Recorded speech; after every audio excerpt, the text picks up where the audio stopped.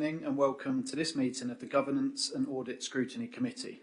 My name is Councillor Justin Wrench and I will be chairing this meeting. Members, before we begin, please can I remind you that this meeting is being broadcast via the Council's YouTube channel, so can I also remind everyone present to turn off their microphones when they have finished speaking. I shall now proceed to the business of the meeting. So agenda item 1, apologies for absence. Apologies for the meeting have been received from Councillor Raymond, Councillor Walsh, Councillor Mrs Walters and Councillor White. As we have not got any other apologies, I will now proceed to item 2, declarations of interest. So do any members have any disclosable pecuniary interest or non-pecuniary interests to declare this evening?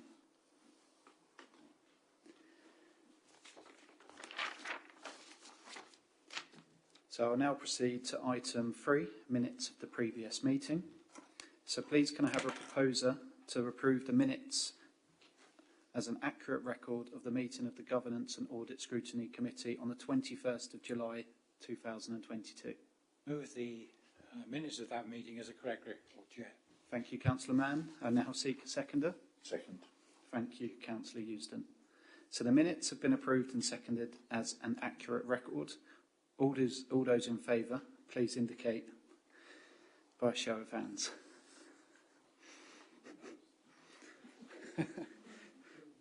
Okay, so the minutes have been approved. I will just now take some time just to sign those.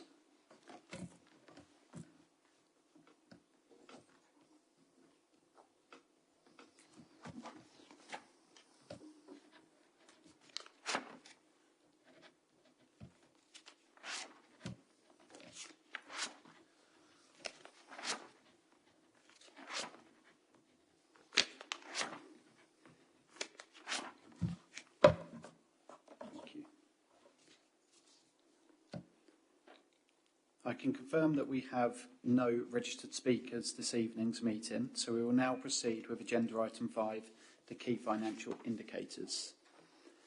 So members, this report is set out on pages 5 to 10 of the agenda, so can I please invite Phil Myers, Head of Finance, to present the report.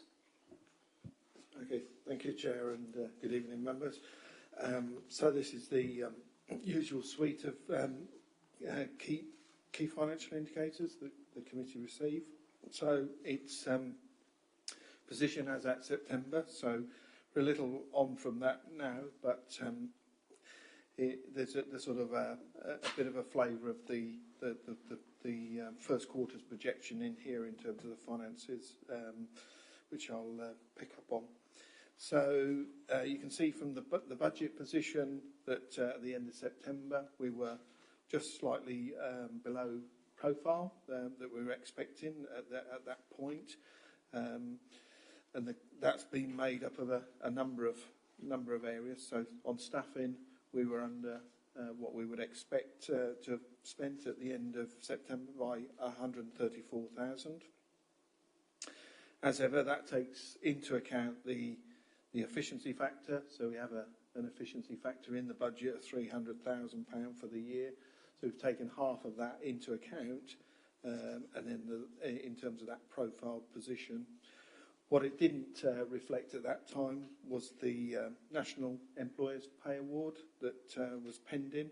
So, but that is then picked up in the quarter's projection, which I'll refer to shortly. That pay award has now been agreed, so that pay award will now be implemented for staff, and we're looking to get that into sort of pay packets for November. In terms of commercial rents, not as positive as last time. So the occupation level you'll see there has dipped a little bit. So I mean still high at 91%, but nevertheless a bit of a reduction there. There's comment there. We did it. Let one of the units subsequent to September, so that sort of helped with recovery. Part of the lettable space is tied up with the offices. As you know, we had various tenants that were occupying parts of Causeway House.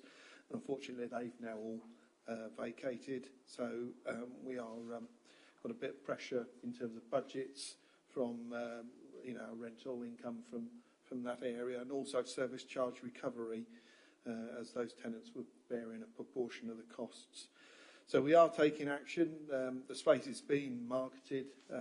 We're using agents to try and market that area, and so we are sort of trying to keep the door open for further occupation. And we are taking action to sort of mitigate some of those costs. So where we can, we're trying to reduce costs that we would have otherwise recovered.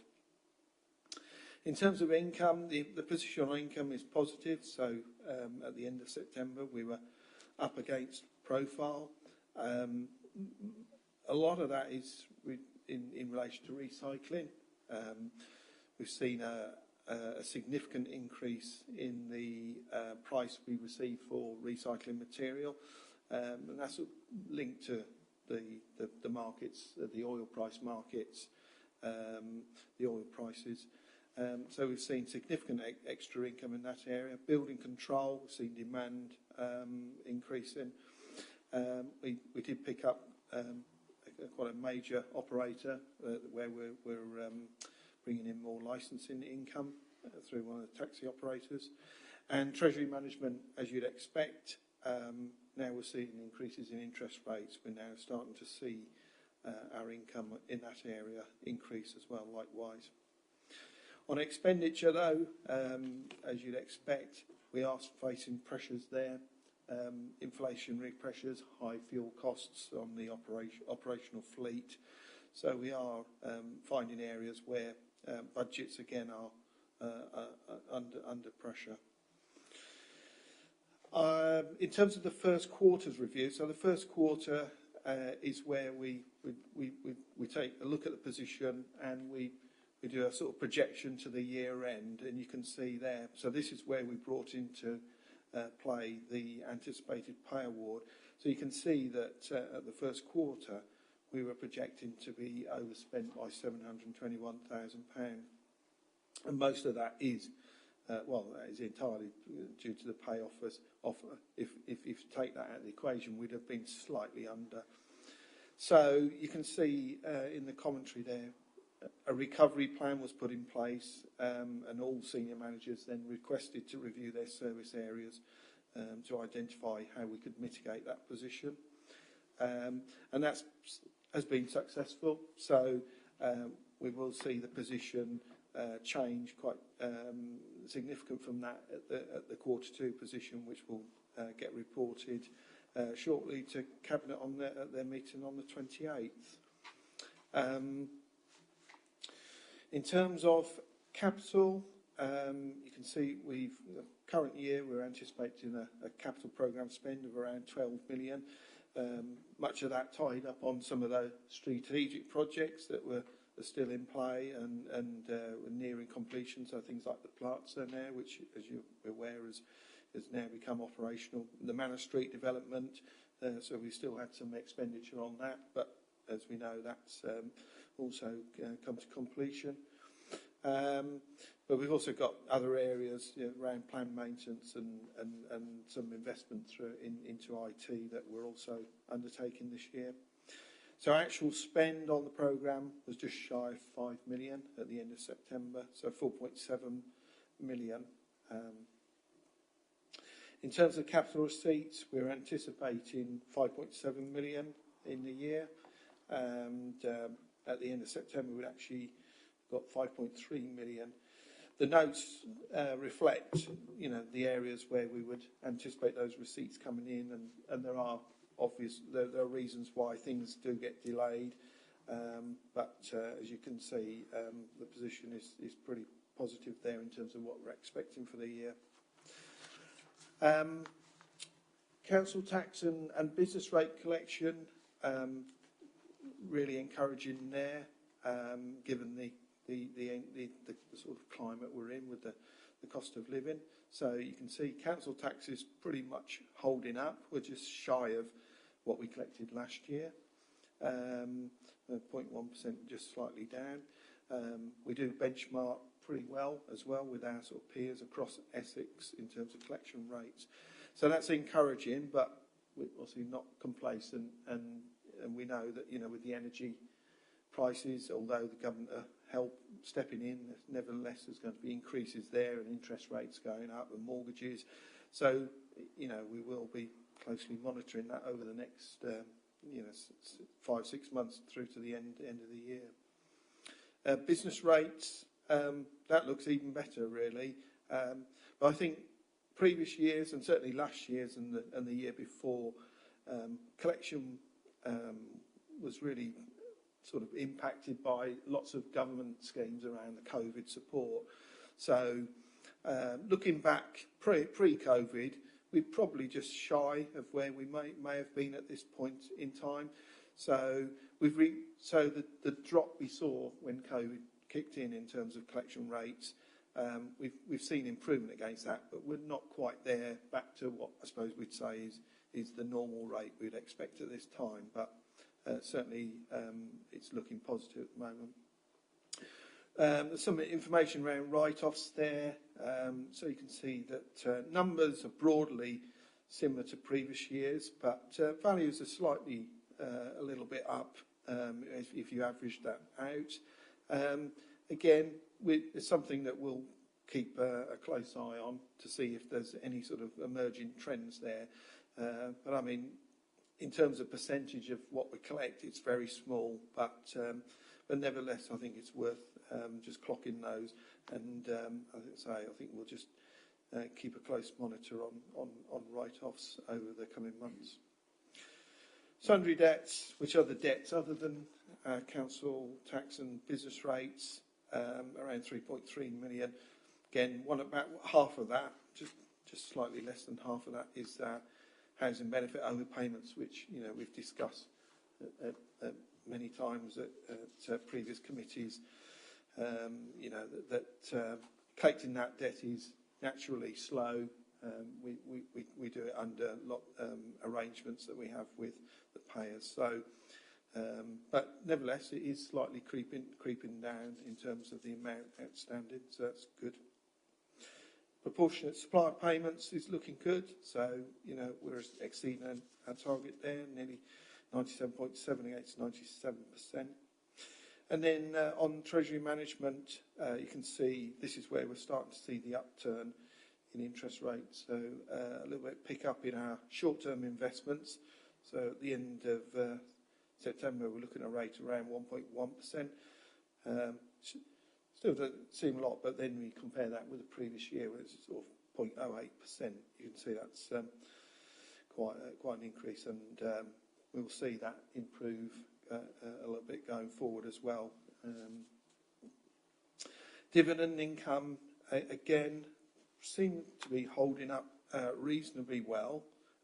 So the 464,000 compares favourably with what we achieved last year for the same period. Where we did see the market volatility at the end of September was in the sharp fall in values. So the pooled funds we did take a bit of a hit towards the end of September as we had the sort of mini budget announced, and markets obviously expressed their views on that in the way they can. So we did see a drop in market values at the end of September, but I think just had the values for the end of October through, and that's shown that as ever, things can be resilient, and we have seen some bounce back on values of that. But there'll be more detail on the Treasury that'll be covered because you've got the mid-year report anyway that will give you a bit more detail about the activities that we've engaged in over the 6 months. So I think that's all I just want to say, Chair, and so you're happy to take any questions. No, thank you, Phil. Do any members have any questions? Councillor Mann? Thanks very much. Thanks for your report. It's very, very clear and detailed as always. I make it about 18 units unlet, and some of them will be sort of quite substantial if we're including sort of council space, as it were, in that figure. What's the market response been to the sort of the attempt to? I mean, it is good. 91 is good, but it's not as good as 99 or 100. Is there any indication of market response? Because if we're moving into, if we are in recession or if we're moving into recession, one wouldn't anticipate that necessarily easy to find new tenants. What are our advisors saying about the sort of the market out there for property less now? Well, yeah, I mean, as you rightly allude to it, with the current economic climate, that is going to be challenging. I mean, we are seeing, I understand we are seeing, some good interest in some of the new build stuff that we've got. So, but the plants, I think the position there is looking quite encouraging at the moment. But clearly, that had there was a sort of an expectation there'd be a couple of years before that gets to sort of maturity in terms of its use and that. But that's encouraging. But no, I think you're right. I think this is probably a bit of an indicator that the market will be tough to get people in, and we'll say we've seen that with Causeway House. It's been very difficult to get interest at the moment, and I suppose that's just a trend that we're seeing. So, and another question. I mean, the headline that the issue is, as you say, the 721,000 sort of overspend projected, and that's almost all down not to loss of income but increased sort of expenditure, which again, if the commentators are correct, is going to get sort of worse as the financial year goes on. So you've obviously made assumptions about how it sort of inflation is going to proceed for the rest of the year, and fuel prices and so on. But you are happy with the council's response, the review, and you're I won't say you're confident, but or even comfortable, but you're not unhappy with the steps that are being taken about that overspend or projected overspend. No, clearly there are, we're not insulated from the challenges, as you say, of high inflation, with rising energy costs, fuel costs, etc. We are seeing some positive benefits, as we alluded to, the interest, recycling income. But no, I mean, we were projecting that overspend at Q1. So I think it was good. Managers, we put in place a sort of recovery plan process, which looked to identify any sort of additional income that we're maybe missing, but also look for some savings and deferring some expenditure. So by implication, some of that is just sort of deferring things rather than necessarily addressing the underlying. And I suppose what we'll see, and you'll see as members, as you start to see the picture we start presenting in terms of next year's budget, that we are going to have some significant financial challenges. But that's what we're currently working on in terms of those assumptions. And the difficulty is the volatility of everything, and everything changing so quickly. It's certainly a bit unprecedented from what we've been used to for many years, isn't it? So.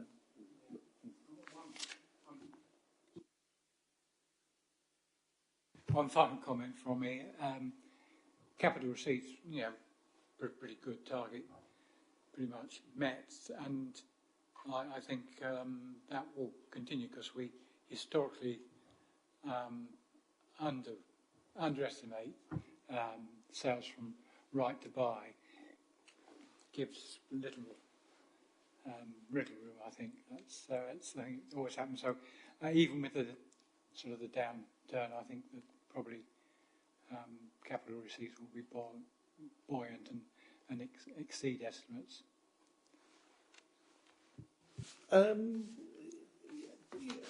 Yes. As I say, the position is good there, but I think some of that performance is, we've got some receipts coming in from Horizon that we might have anticipated last year that have come through into this year. Right to buy, I think we've sensed a bit of a slowdown there. So we've had, I think it's just about £1 million to the end of September. But what I think in the second quarter, there was only one sale completed. So most of that came through in the first quarter. So I take back more. Yes. So I think naturally, I suppose, people, take stock of what's happening with interest rates and that. So it will be interesting to see what happens with the right to buy. We saw a bit, Eastlight tell us, give us an indicator of a pipeline of sales coming through, and that sort of reduced as well. So I think we'll probably, touch wood, we may hit the target we've got built into the budget, but I don't think we'll see some of the levels of receipts on that particular stream perhaps coming through at the moment for maybe this year and possibly next until things start to settle down a bit. Councillor Houston. Thank you. I would like to go back to the vacant property that David referred to. Have we noticed a particular type of property or size of property? So is it, for instance, smaller units that are being vacated by companies moving into bigger units, or is it bigger units where companies are moving down into smaller? Or is there no pattern, it's just across the board? That's the first issue. Second one is really an observation more than anything. You said that there's less income from planning applications, which I find strange because we seem to have huge lists of applications for development within territories within the district, and planning seem to be overstretched and struggling to keep up with them. So I don't understand why we're losing income from that. And the third thing is really, and I guess it's another observation, we obviously have a programme to move vehicles to cleaner energy and therefore reduce our reliance on fossil fuels. Are we accelerating that because of the current situation, or are we not in a financial position to do so? Thank you. So in terms of the units, I think it is. So looking at the list of the ones that are vacant, apart from the Causeway House piece, it is in things like the Enterprise Centre and some of the smaller. Looks like it is some of the sort of smaller units that we've got that where we've got the voids. So I'm not, it's in terms of a trend. I think still early days. I think let's see what happens at the next quarter, because I know, say, we are looking to try and sort of market these, and there has been sort of good interest at the Horizon. But I think it's something, if we monitor that, and if it's, not getting worse than that, I think, maybe, our property people can give a bit more of a fuller response to the committee on that, because in terms of monitoring that as a key financial indicator. So, yeah. In terms of the income, you're right, on planning, yes, that's the very question I asked our head of planning, said, why people say got all these applications, why is the income down? But it's the type of applications that he's explained. So you've got the major and minor applications. So they are seeing a lot of volume on minor, but it's the major ones that bring in the income. So that's why we're down on planning application income. There is a bit of a positive line in there, because they do these the planning performance agreements, where they enter into agreements with developers about the sort of pathway to moving planning applications through, and that for which they pay additional fees for. So the planners have seen an uptake in income in that area, but just the general planning applications is down, is what's down. So I think a lot of that is the type of applications that are being dealt with. And in terms of vehicles, well, I think we are as you say, we're keeping under review the alternative vehicle fuels and that's also a piece of work that is ongoing in terms of how we can transition there. But as you say, that we're not deliberately fast tracking at the moment, but because of, as you say, that would be a costly transition anyway. So I think we just need to look at that and work out what the plan is for that to move that forward. Okay, thank you, members. If there are no remaining questions, we're asked to note the report on the key financial indicators. So can I take it that the reports have been noted, and please indicate by show of hands. Thank you, members. The report has been noted. We will now proceed to agenda item 6, the external audit update report. Members, this report is the item set out on pages 11 to 25 of the agenda. And please can I invite Sebastian Evans, and welcome to Braintree District Council. He's the audit manager of BDO, and please feel free to set out your report. Thank you, Chair.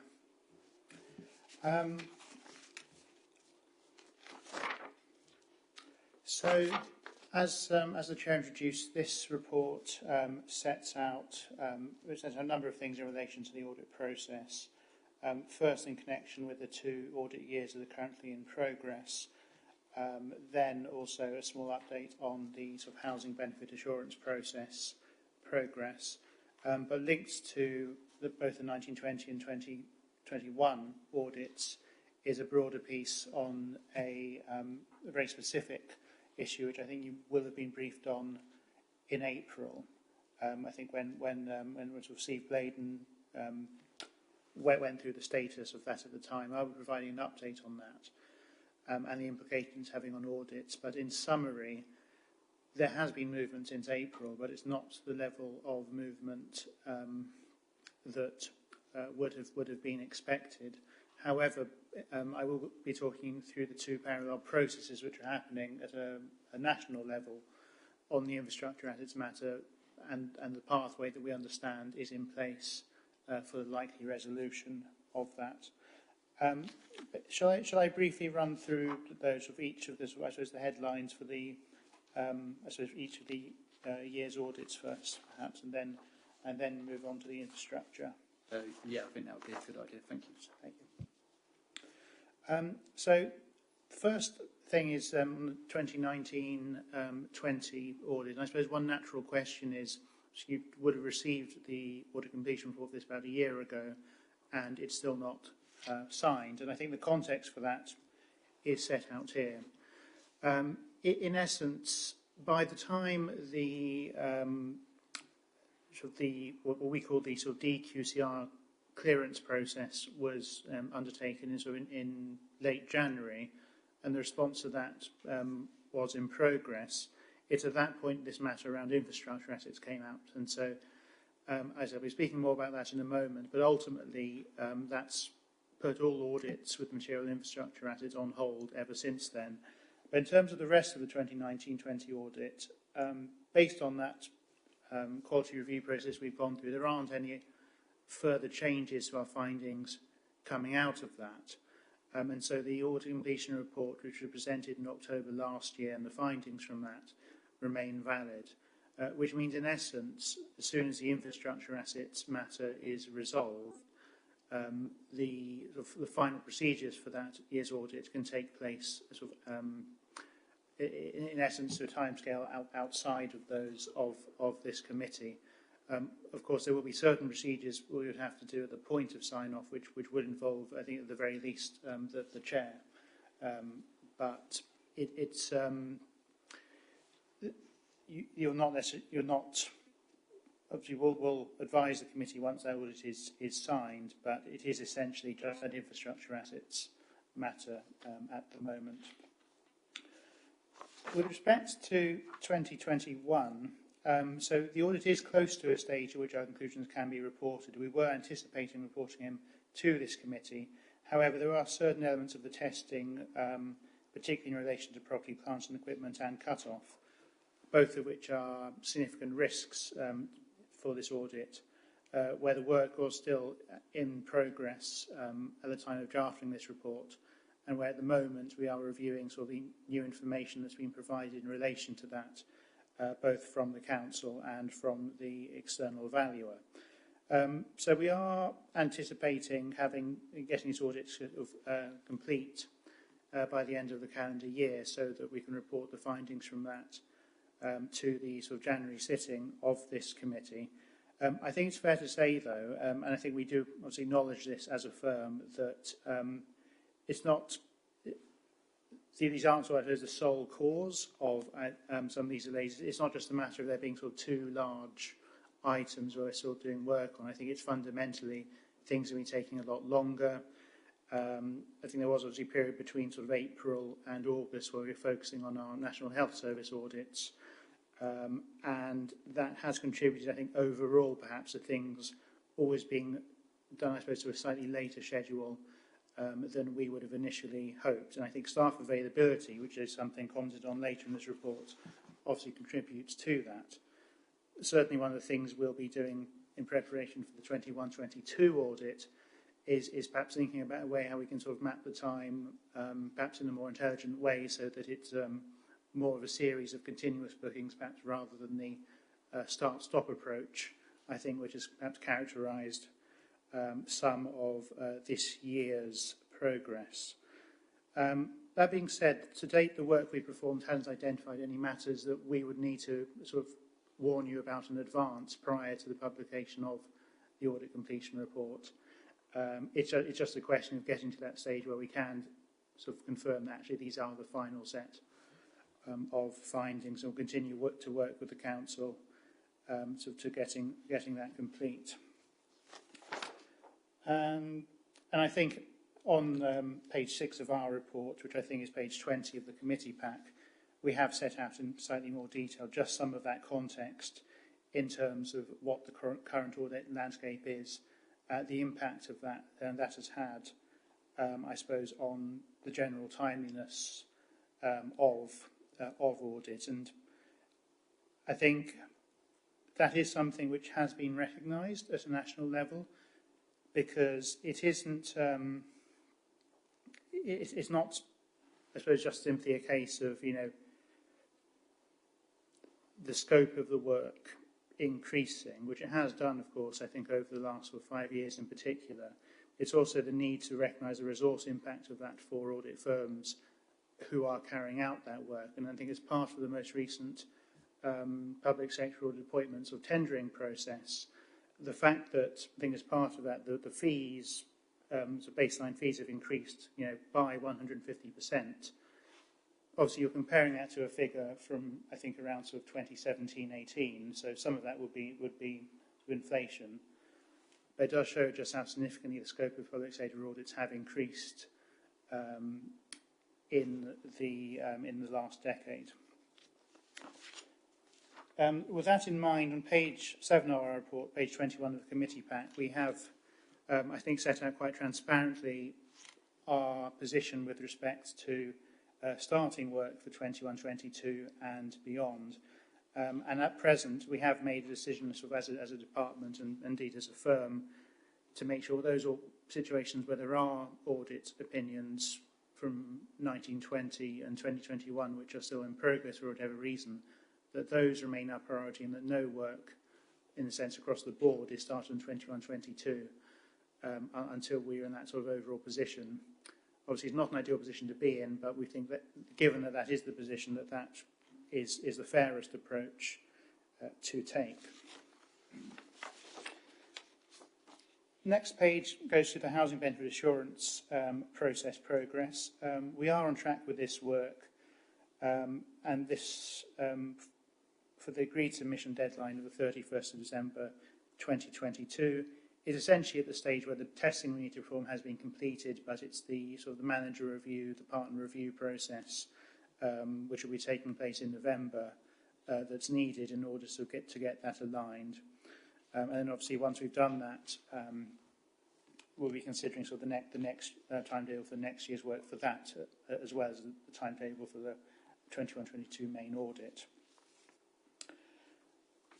We now move on to accounting for infrastructure assets. And as I said, I'm aware that the background to this will already been, I suppose, laid out in this committee, I think, in April. So I'm not necessarily planning to run through the full technical detail unless there's specific questions about that.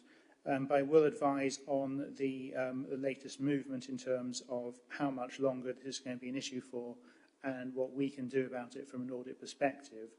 And the answer is that there has been progress. At the moment, there are two parallel processes essentially being sort of taking place at a national level, which is seeking to resolve this matter in a way that essentially resolves it for everybody, all authorities at the same time. I should probably add that I think they've had 150 authorities which have material infrastructure balances, which also means 150 audit opinions, with the exception of one or two, I understand, which have been put on hold specifically because of this issue. So I think just to reiterate the scale of this issue as a sector matter. But one of the processes, which is the changes to the code,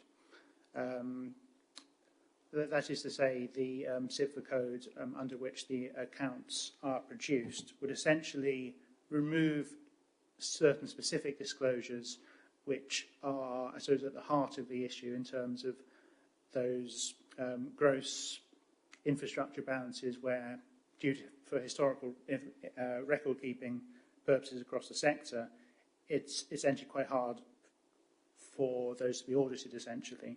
The code changes would essentially remove the need to disclose those and therefore make it a far more, it would essentially only be one balance for which would need to be considered, which doesn't completely resolve the issue, but does make it a lot simpler if it's one balance of, say, 2.5 million, rather than think about a balance of 2.5 million, another balance of 6.5 million, which would have a lot more history in that balance, as it were. But that is expected to come out at some point later this month. It's worth noting that the central communications on this have been, I think, fairly limited. I think it's partly because until they know each stage of the different processes, a lot of the stakeholders at the CIPFA level, the CIPFA LASAC, FRAB, other auditing firms, until all those bits are tied together, a timetable can't really be confirmed centrally, because it's only, I think, as at the point it's gone through that full process, they can really say, okay, now we're going to release guidance to local authorities about what they want to do. Now we can release the code changes. But we are expecting that in the near future. The other element to this is what's called the sort of statutory instrument, and essentially this is an accounting override, whereby the current accounting treatment for infrastructure assets, which is in a sense is what is causing this issue in the first place, is how infrastructure assets have conventionally been accounted for and reported. This would essentially, on a temporary basis, but through a parliamentary sort of statutory instrument, would effectively stop this being an issue for, I think, it's currently perhaps a period of 3 or 4 years until a longer-term solution is found. Because, I've sat in some of the meetings where the longer-term solution, as it were, been trying to be worked out. There have been no simple answers.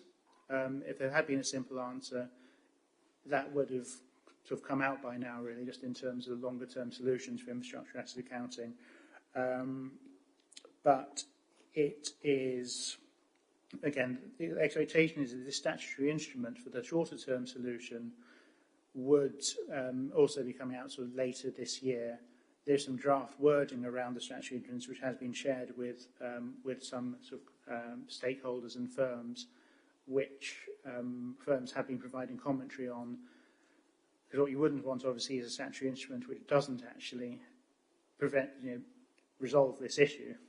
Because there might be situations where, if interpreted in a certain way, actually, maybe it doesn't cover all local authorities and all infrastructure types. But that does mean, I think, the overall expectation is that the matter should be fully resolved by I would expect the end of the calendar year, which of course does align quite well, I think, with the next meeting of this committee. And we would hope that actually, by the time that committee, this infrastructure assets matter is no longer a barrier to be able to finalise these audits, and that the other barriers in terms of completing the remaining work have also been overcome. That's all I really wanted to say. I appreciate I probably said perhaps slightly more than planned, but obviously I'm happy to take any questions. Okay, thank you, Sebastian. Just before I open it up to other councillors, I've just got a few questions to ask myself. Obviously, as you've presented on audits for dating back to 2019, you've given a very, thank you for the time and the detail that you've given there is appreciated. But as you can sense, there's a lot of work to catch up upon, and it's just getting those assurances that we can sit here in, I suppose, January with some work being achieved. Because I think when I read on page 18 or page 4 of your report, once a timescale for this is confirmed, we'll agree a pathway for completion with management. Do we have any sense on the 2019-20 when we will have any rough timescale? Well, that's my first question. When I looked at the report for 2020-21, I appreciate, obviously, you point out that you had resignations with key teams, and I do understand that can be very challenging. Can we have some assurances for the committee that you now have full capacity of staff to be able to process that work at pace? And I suppose the other point, just which is pointed out on page 6, is you've mentioned, and I do appreciate, the fees have gone up by 150%, which you have explained does value the work of an audit, and I don't underestimate that. It's a very has a large scope of work that is entailed in that. However, can we have some assurances, although, because it looks like some of these reports, particularly looking at the 21-22 reports, will be overlapping with the 23-24 year, that we won't be charged 150% increase on those, because this work ought to have been completed before 23-24. So it's just to get some assurances that we aren't charged 150% extra, because this is clearly an agreement for the 23-24 audit to be taken. So they're just my questions. Then I'll open up to the other councillors, if that's okay. Absolutely. I think in the case of the sort of 1920 timescale, once the national solution to the infrastructure assets is confirmed and things such as the draft changes to the code are published. For those elements of 1920 audit, we can more or less progress those is pretty much immediately in terms of us working out what it is we need, working out what it is the council would need to produce and provide. I think it is worth noting that we have actually tried to preempt some of this, particularly, specifically in relation to the infrastructure matter, by performing some additional testing over those areas of infrastructure where Braintree is able to provide records, noting the context of, for the majority of infrastructure, which came about 15 years ago, those records wouldn't have existed. So I think we can probably provide a sort of indicative timescale for how long we think those bits of the lead-in process will take once the information is available. In terms of the other areas of the 1920 audit, though, I think I will be able to analyse this month just in terms of whether there are any further questions that need to come out of that. But we did resolve most of the issues on that in March and April. And so we wouldn't be expecting necessarily from the 1920 side anything more to come out of that. But I think, as I said, once we have slightly more certainty on the infrastructure side, and that is in a sense, I suppose, the starting gun for the steps required to get things to completion. What we're not doing is saying that there's lots of more testing on 1920 that we haven't identified yet. It's not that sort of uncertainty, I suppose, in terms of what needs to be done. With respect to 2021, yes, I mean, it is true. We can't obviously stop staff from leaving, and it is quite hard to replace them. However, we have, I think, particularly in the last 2 months, I suppose, picked things up again just in terms of getting things complete.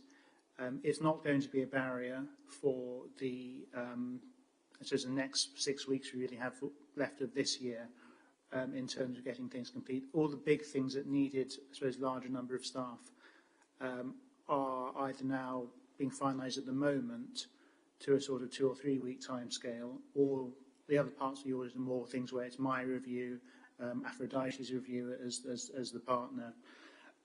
So it's more the fact that there was a hiatus really between May and August, and I suppose the knock-on impact of that has caused, rather than the lack of staff availability per se. That's not going to be, I suppose, something holding us up from this point onwards. With respect to the 23-24 fee position, yes, I mean, I should probably add a bit of context for the 150%. It is something which, that is the sort of the baseline fee being set by public sector audit appointments, rather than a fee, rather than, say, a guideline which auditors will be earmarking everything up by. That's going to be a prescribed amount. I'm not expecting us to be using that, as it were, as a basis for 21, 22 or 22, 23. There may be other reasons fees may need to be considered. So, for example, for the 22-23 audit, that will be the first year in which new auditing standard ISO 315 comes into effect, which will sort of change the ways firms have to perform the planning on audits. That doesn't apply for 21-22. We're not necessarily expecting any further scope increases for 21-22. We would only be proposing fee increases for things which are either significant increases of the scope, or, for instance, if group accounts are adopted, for example. And so I couldn't suggest that we would be aiming to increase the current baseline of 150%. And in any case, that would have to be approved by public sector audit appointments anyway. It's not something we would have the sole agency to do, even if the local authority was happy with that. It's not something which we have complete freedom of direction over. So basic answer is no. Thank you for your responses. Councillor Mann. Just one, Chair, and I think because you picked up at least one point that I was going to ask about. In 2021, you state in your report that you had to do higher sample testing because of change in external valuer. Now, that's a mystery to me. Why is that? Do not all external valuers have the same methodology? Are they individual beings who just do their own thing, make up their own rules? Because I always assumed that there would be a professional consistency. Am I wrong?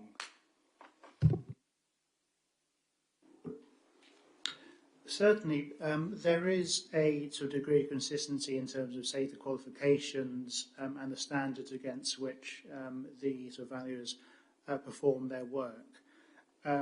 I think though that whenever you have a new valuer, we are sort of in a sense obliged to consider what they're doing.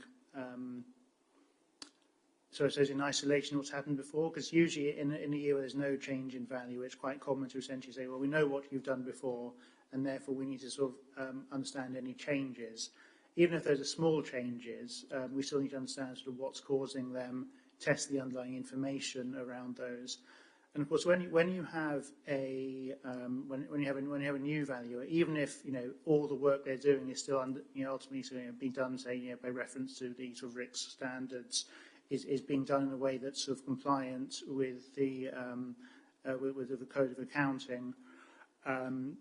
Whenever there's a change, we have to understand that change and audit it. And even if it's a minor change, if that's a change to the majority of the assets, then that's what we have to do. It's also worth noting that even when there aren't changes, then because there's some information which we have to look at annually anyway. So, for instance, if there's property in which is based on, say, most recent rental income is used to inform the valuation, then of course we would have to look at that afresh each year in any case. I mean, even if there wasn't a change of valuer. So it is true. I mean, if the value was doing anything sort of radically different, which we felt wasn't consistent with the best practice, then that's something we would have to raise. This is a valuer though who sort of acts, I think, for a number of public sector organisations, so there's no concerns in that respect. It is just a lot more work. That's all. Okay, that's fair enough. Thank you. Councillor Euston. Thank you. Just one from me as well. Are there consequences for the organisation of not signing off the audits? I mean, we're sort of 2 down and possibly going to be 3. There must be some consequences of us not being able to sign off external audits. Or am I mistaken?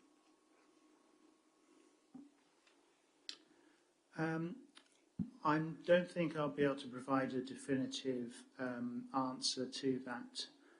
I don't know if we saw something from your perspective, Phil. I can comment on the wider situation in terms of the majority of local 2021 audits not being signed at the moment, primarily because of this infrastructure assets matter.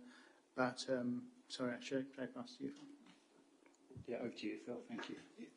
Yeah, I mean, as Sebastian said, I mean, in some ways we're not unique. So it's the issues around audit is quite well known that that a lot of authorities got delays and that. So I don't think reputation or anything we will necessarily be disadvantaged in that sense, because when it's not just unique to us, as we've said. So it's being recognised, and I think the government all the way down is trying to sort of work through the system and get it back on track. I suppose where it does, I suppose, impact, I suppose, for us is on a practical level, because, you know, whilst these audit years are still open and, you know, there have been things that have, you know, had to be raised, so the infrastructure, etc.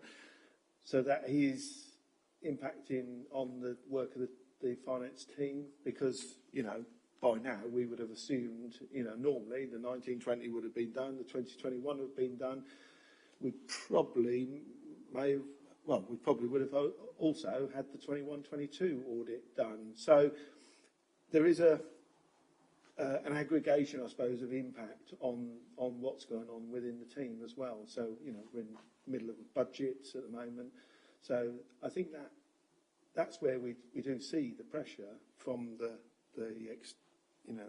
extension of the audits not being completed. But, you know, we try and do our best that we can. But, you know, it is extra pressure on the finance team, undoubtedly. Okay, thank you, members. We are asked to note the external audit update report for 2019-20, 2020-21 and 21-22. Can I please see that members agree with and note this report and indicate by a show of hands? Thank you, members. So the report has been noted, and just before I proceed to item 7, I would just like to thank Sebastian for coming along tonight. Wish you safe travels home, and yeah, you're free to leave if you wish. Okay. No, thank you very much. Thank you. So agenda item 7 is our internal audit update, progress against the internal audit plan for 22-23. And members, the report for this item will be set out on pages 26 to 37 of the agenda. So please can I invite Angie Mitchell, our audit, insurance and fraud manager, to set out her report. Thank you, Chair, and good evening, members. So this is providing members with an update on the internal audit activity and the progress against the current year's plan and any other matters affecting provision of the audit service. The report also provides an update on applications made by the authority in respect of the Regulation of Investigatory Powers Act and the Investigatory Powers Act. So paragraph 3.1.2 details the audits which have been completed since the last report to this committee in July.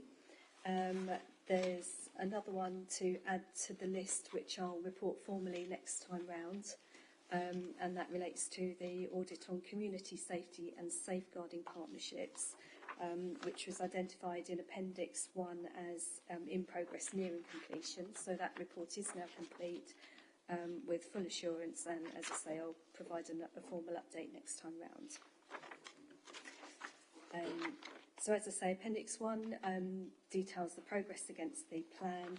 Appendix 2 also provides an outcome of the audits completed, so a bit more detail there. Paragraph 3.1.4 summarises factors affecting completion of the audit plan, and we're very sad to be losing one of our auditors, a well-respected member of the team, nearing achievement of his chartered internal auditor qualification. Sadly, he'll be leaving us later this month. So there were no RIPA or IPA applications in 22-23 or to the date of producing this report. Chair, I'm happy to take any questions. Members, do we have any questions? Councillor Mann? The obvious one, you will be re-advertising and reappointing a staff member to fill the now vacancy? Yes, so we're going through internal processes before we do that, but yes, we do hope to be launching into recruitment of a replacement for that post. In the meantime, we'll obviously be looking at the audits remaining outstanding in the plan, focusing where we think we need to prioritise our work with consideration to the work that we need to do to be able to give an opinion at the end of the year. So that's our target, if you like. So we'll review that. For some of the work, we'll look to get in external support as well. But yes, we do hope to be recruiting.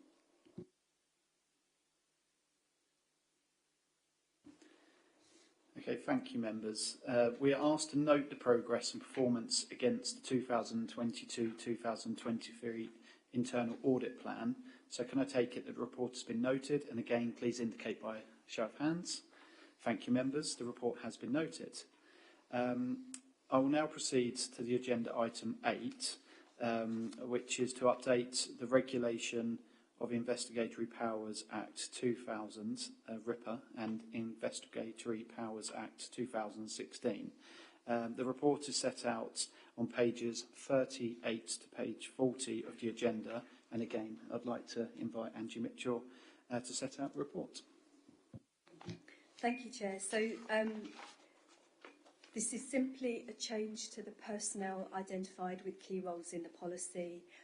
There aren't any other changes to the policy wording. Paragraph 3.3, the top of page 39 in your agenda pack, identifies the key officers associated with this policy. Chairman, I'm happy to take any questions. Any questions? No questions. It took me quite a long time to work out it was only 3.3 that we could be concerned with, but that just it's well, it's of consequence of the individual's concern, but not the process as a whole. So that's fine. Thank you. No. Thank you, Councillor Mann.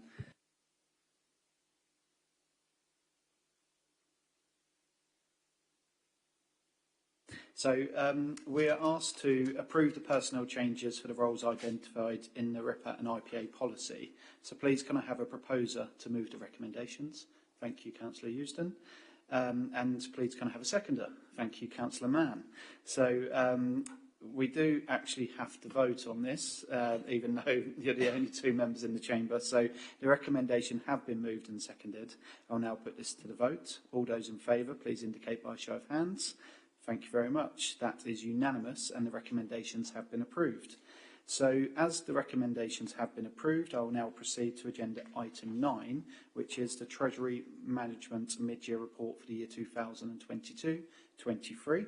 And I would like to introduce Mark Jarvis, our Financial Services Manager, to set out his report. Thank you, Chair, and good evening, members. The report in front of you is the mid-year Treasury Management Report, and this is the second report of the Treasury Management cycle, with the first being the Treasury Management Strategy that was approved at full council in February, and this report is to provide members with an update on the Treasury activities and for committee to recommend the report for submission to full council. We start off with the economic background. Now, this is a fairly technical section report provided by our Treasury advisors, so I won't go into detail, but I'll pick up some main highlights.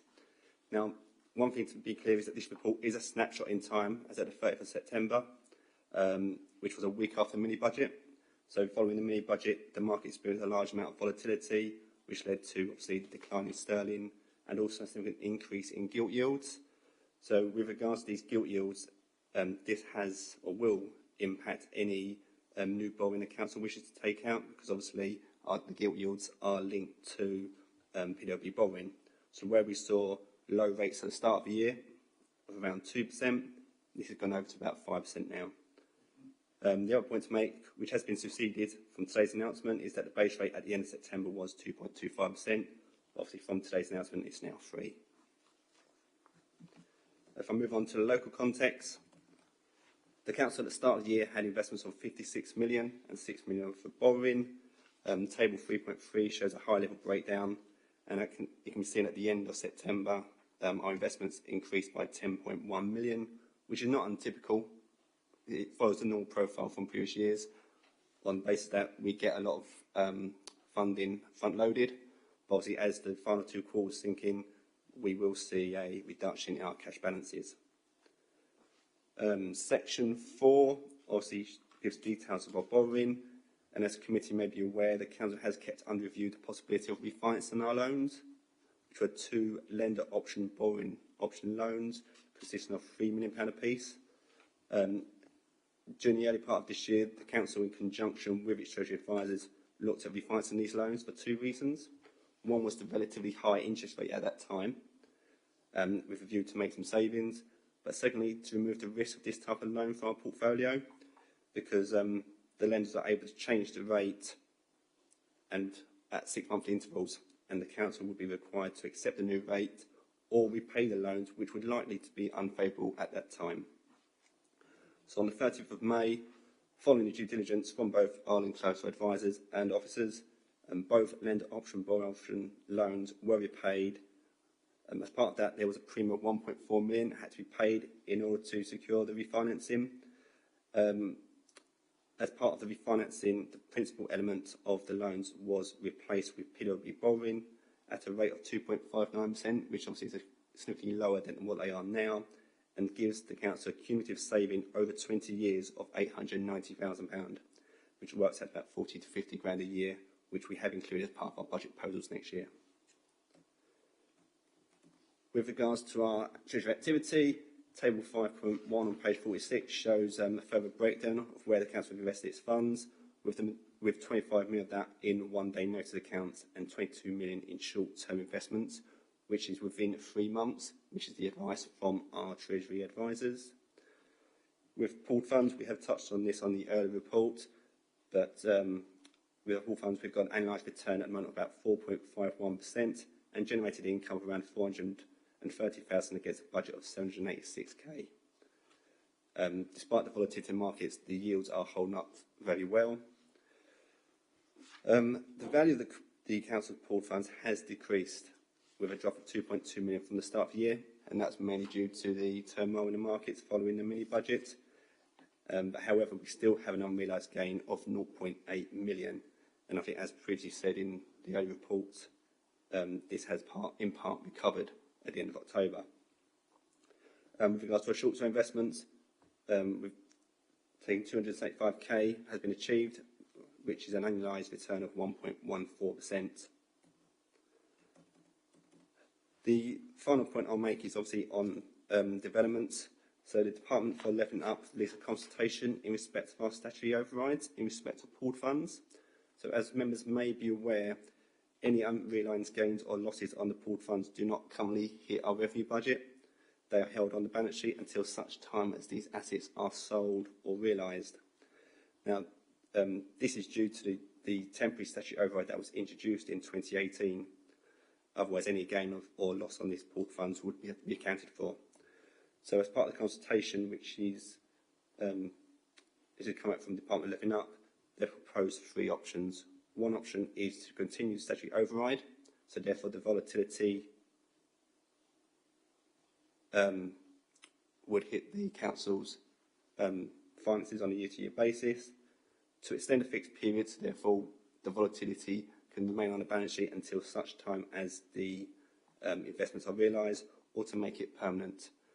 So the Council has responded in conjunction with its Treasury advisors to say that it would make sense for the statutory override to be permanent, especially given the volatility in the market over the recent months. I'm happy to take any questions from members. Thank you very much, Mark. Members, any questions? Well, very, very interesting sort of report. I mean, perceptive as well, because it said we can expect further bank rate rises, and I like the way that it handled the mini budget and the repercussions of that.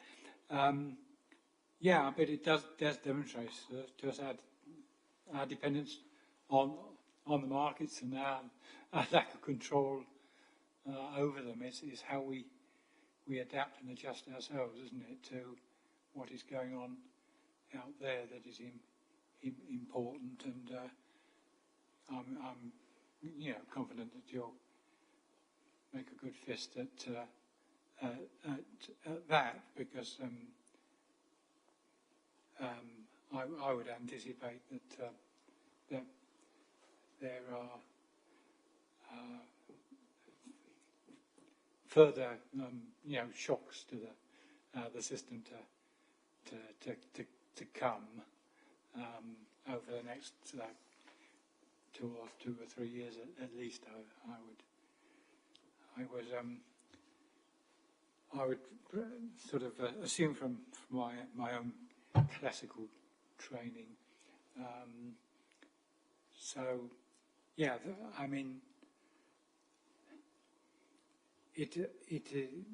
you're very vigilant and you take sound advice, and that is I think important with the future instability in mind.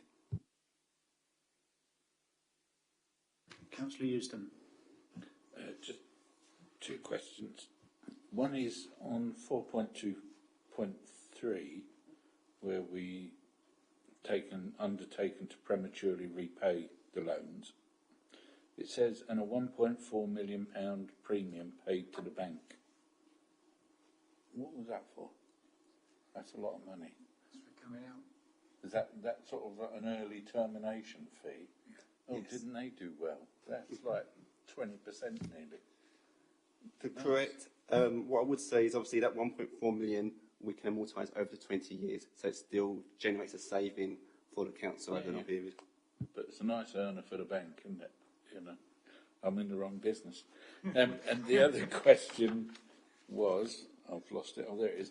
On 8.2, this is just a demonstration of my ignorance. It says, with 200 BPS of increases this calendar year. What is BPS? That's the basis point increases. So basically that's 2% in Right, so 200 BPS means 2%. it's basis points. All right, okay, thank you. Thank you. That's it. No, thank you. So, members, we were asked to consider the Treasury Management Mid-Year Report for 2022-23 and recommend its submission to full council. So, please, can I seek a proposer to move the recommendation? Thank you, Councillor Euston. And can I also seek a seconder? Thank you, Councillor Mann. So the recommendation have been moved and seconded, and I will now put this to the vote. So all those in favour, please indicate by a show of hands. Thank you. That is unanimous. So we will now proceed to agenda item 10, the Governance and Audit Scrutiny Committee Self-Assessment 2022, which I shall set out this report, which is on page 50 to 64 of the agenda.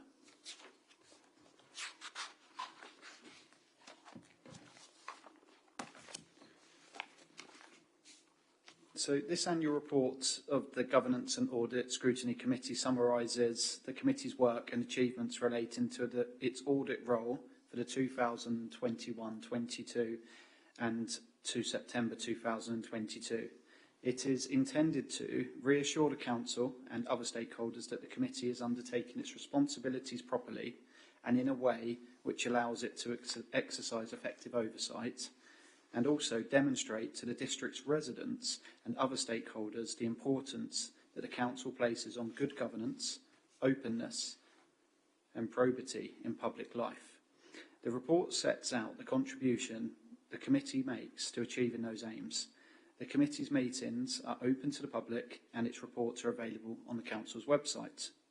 To provide ongoing assurance over the Council's internal controls and systems, the committee meetings have been attended by many senior officers and, as we've seen tonight, external auditors as well. Other Council officers attend the committee meeting as required. Operating effectively, the work of the Governance and Audit Scrutiny Committee will enhance corporate awareness of the need for internal control and implementation of the agreed audit recommendations, increase public confidence in the objectivity and fairness of financial and other reporting, reinforce the importance and independence of internal and external audits and other similar review processes, and provide additional assurance through its processes of independent and objective review.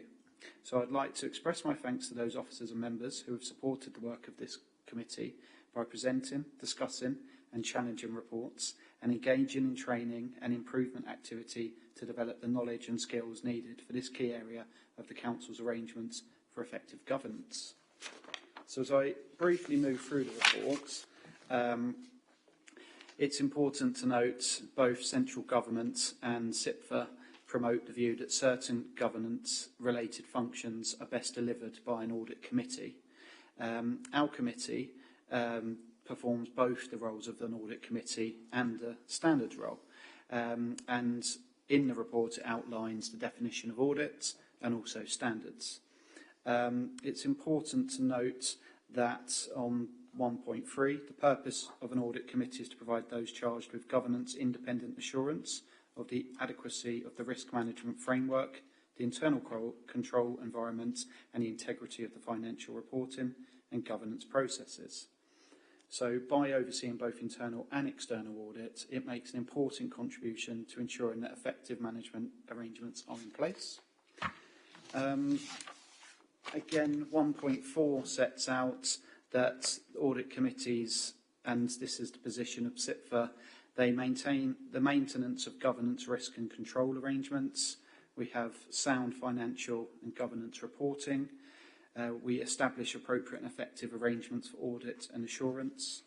And also, I think it's worth noting that the effectiveness of arrangements for the GASC, our Governance, Audit and Scrutiny Committee, have been assessed against the best practice for audit committees contained in the SIPFA guidance.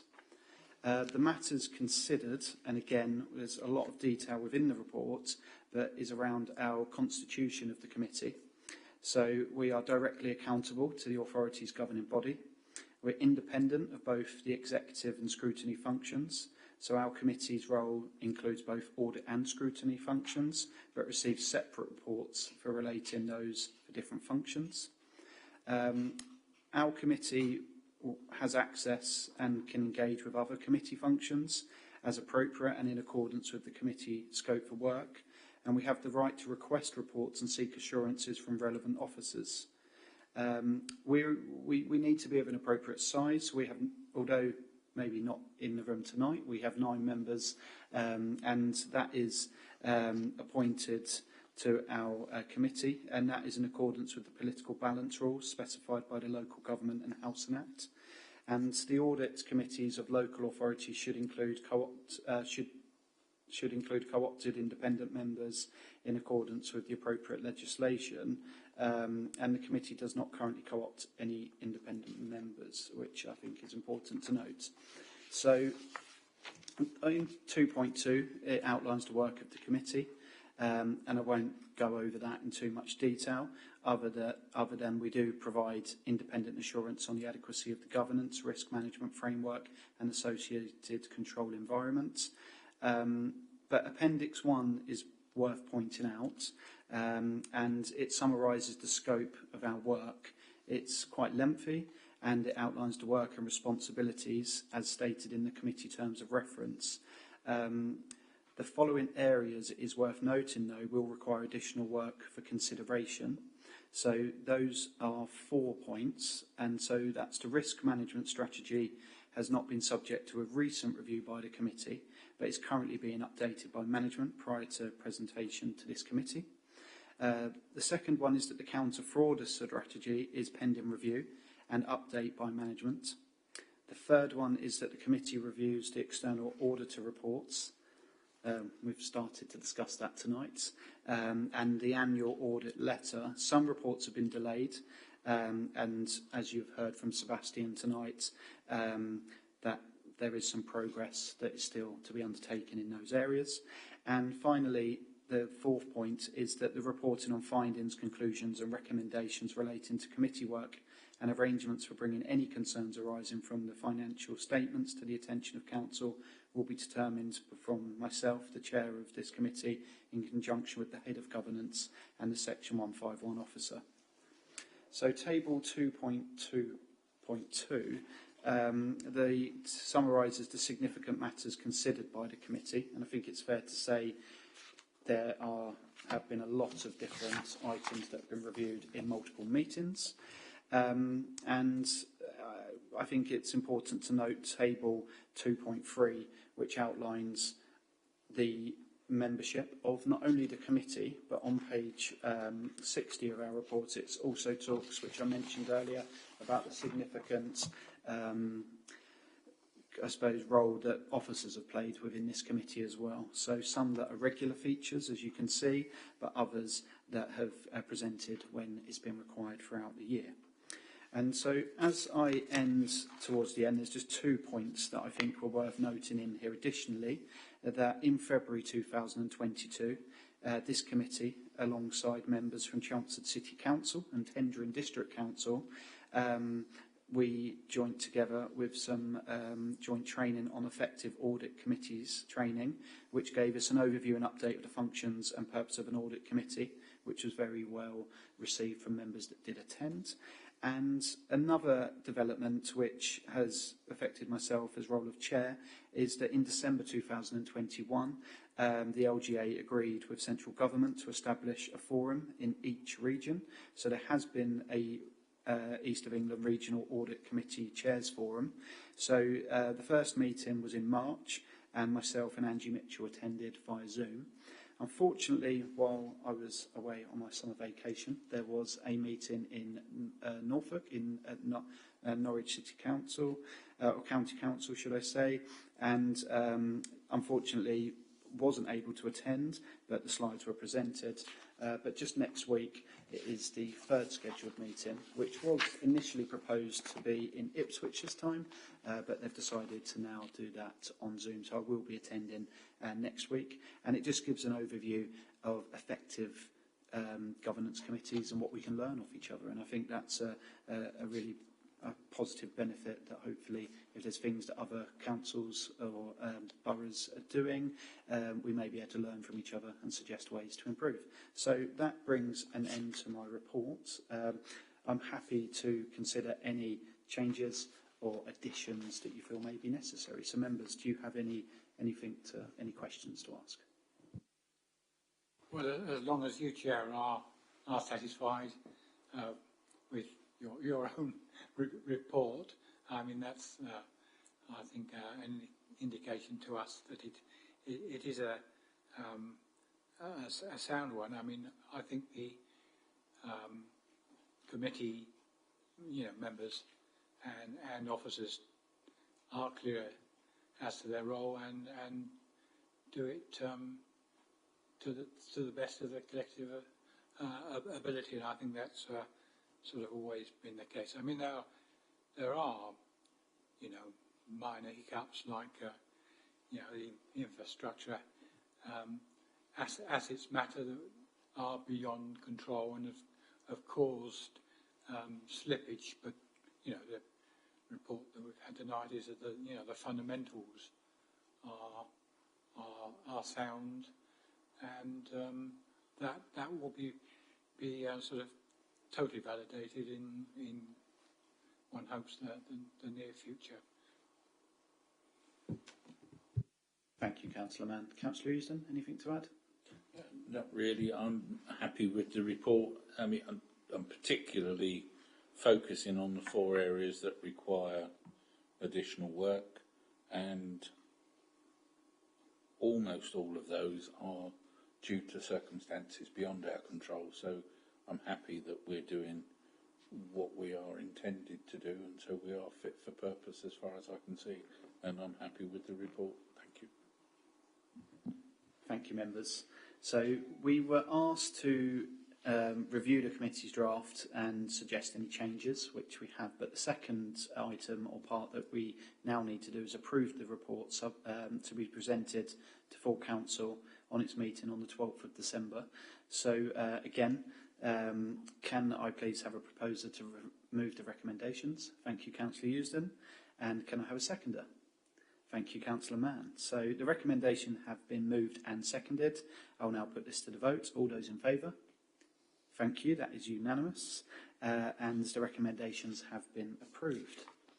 So, members and officers, you'll be pleased to note that we do not have any urgent business. So this concludes our business for this evening. I will therefore close this meeting of the Governance and Audit Scrutiny Committee at, I believe it's 8:38? 8:39. 8:39. So thank you, members, for your attendance this evening, and to those watching via the YouTube broadcast, good night.